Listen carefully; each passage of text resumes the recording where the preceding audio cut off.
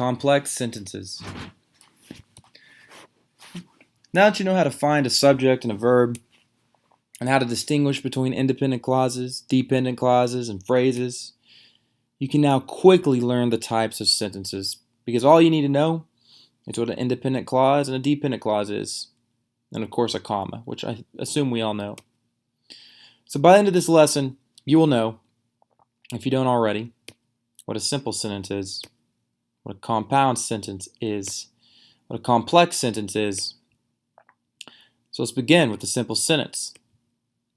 It's a group of words with a subject and a verb.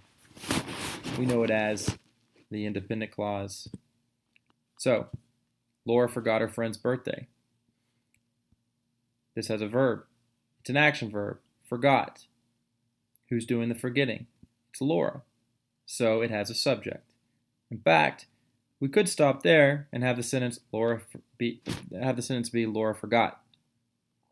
But for our purpose, we're going to say Laura forgot her friend's birthday. The compound sentence.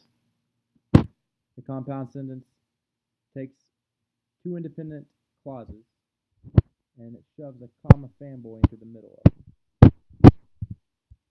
Or it shoves a semicolon in the middle. So what are fanboys? Well, fanboy, should be an S right here, fanboys is an acronym for coordinating conjunctions. Maybe you've heard that word before. We talked about subordinating conjunctions earlier, which were white buswords. That was the acronym we used to remember those, white buswords. So you're going to get used to hearing white buswords for subordinating conjunctions and fanboys for coordinating conjunctions. So the conjunctions that fanboys stands for, and, nor, but, or, yet, and so. And so each of these conjunctions, these fanboys, needs a comma in front of it. So, Laura forgot her friend's birthday. We've already established that could be a sentence, that it could stand alone as a sentence, that it's an independent clause. So we're going to take a comma and we're going to pick the S of the fanboys and go with so. So now we have our comma fanboy. So all we have to do to have a compound sentence now is finish it off with another independent clause. She sent her a card. This is also an independent clause. In this case, it has a subject and a verb. The verb is sent. Who's doing the sending? Well, she is. She sent her a card could be a sentence. And so a good way to test whether or not you're doing it correctly is to cover up the comma so, and to look at the words in front of it, and to look at the words after it, and to see, I would ask myself, could these groups of words before and after the comma fanboy be sentences? If they can, then they're independent clauses and you got a compound sentence. Now, the same applies with the semicolon as well. So if you'd rather put a semicolon instead of a comma fanboy, you can do that. And it would read, Laura forgot her friend's birthday. She sent her a card. Now, I personally think Laura forgot her friend's birthday, so she sent her a card has a better flow to it. But there are times when a semicolon will sound better. And the thing is, there are a lot of adults out there that don't know how to use semicolons. So when you use it, it's impressive because you're a 7th grader and you can do something that a lot of adults can't do. And the final one is a complex sentence. And this is where the dependent clause we learned about comes in. So a complex sentence is a dependent clause plus a comma plus an independent clause. So for example, we take the dependent clause, since Laura forgot her friend's birthday. The reason this is a dependent clause is because it has the it has the white busword, the subordinating conjunction, since at the beginning. If you recall, we would do an activity earlier where we took an independent clause, put a white busword on it, and noticed how it became a dependent clause because it became dependent on more information. So, for example, if you want to take Laura forgot her friend's birthday, that could be a sentence. but you add the word since Laura forgot her friend's birthday, and all of a sudden it makes us ask, well, what about it? Since she forgot her friend's birthday, what happened? You can't stop after that. So that's where we put a comma, and then we finish the sentence by adding the missing information. And we add that missing information with an independent clause. In this case, we said she sent her a card. That is an independent clause because it could be its own sentence. It could stand alone. Now, the interesting thing is you can also flip it around.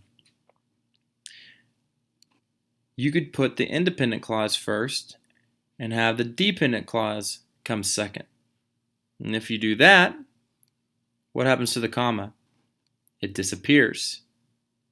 So in this case, we have, instead of having she sent her a card at the end, we move it to the front.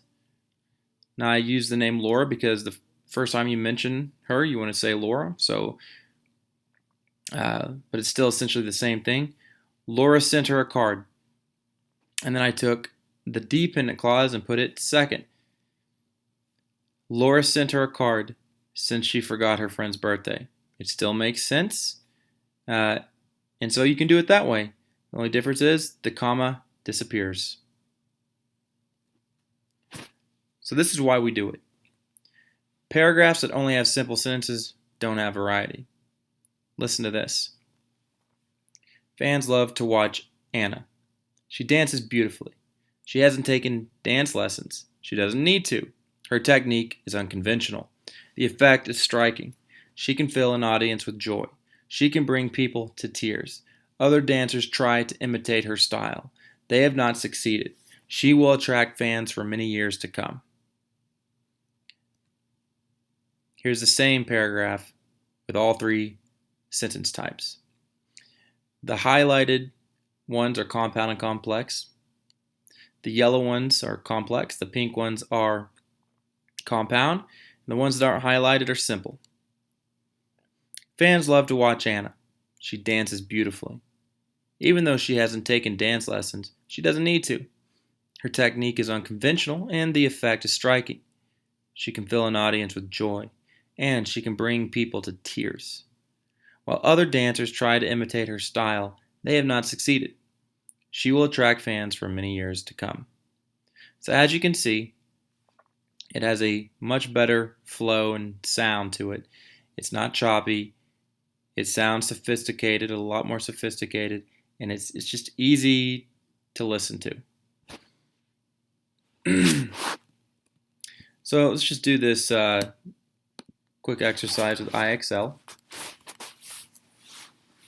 where we are going to identify complex, compound, and simple sentences. So let's look at this. Which is a complex sentence?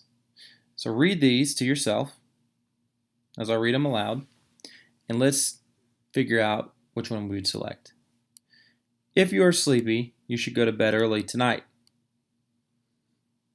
At the auction, several paintings by famous artists were for sale, including one by Pablo Picasso. So which one do you think is the complex? Immediately, I'm drawn to the one at the top because it starts with a white busword. If you are sleepy, that's definitely a dependent clause. Then you get your comma, and then I see you should go to bed early tonight. Well, that could be a sentence by itself, so that is an independent clause. It follows the pattern, it follows the formula. This is certainly a complex sentence. Which is a compound sentence. Madison Chock and Gracie Gold were two American figure skaters in the Sochi 2014 Olympics. Now crocodiles mainly eat fish, but they will also eat zebras, birds, and other crocodiles. So I see the comma fanboy, that's a giveaway. I don't see a comma fanboy or a semicolon in this one. So it's almost has to be this one at the bottom. But let's just double check. Let's cover up the comma fanboy, and let's see whether or not the words that come before it and after it are independent clauses. Could they stand alone as sentences? Nile crocodiles mainly eat fish. Yeah, that could be a sentence. They will also eat zebras, birds, and other crocodiles. Yeah, that could also be a sentence. So I'm going to check that one and move on. So I've met my limit. But you get the point, and hopefully you have learned how to distinguish and how to create simple, compound, and complex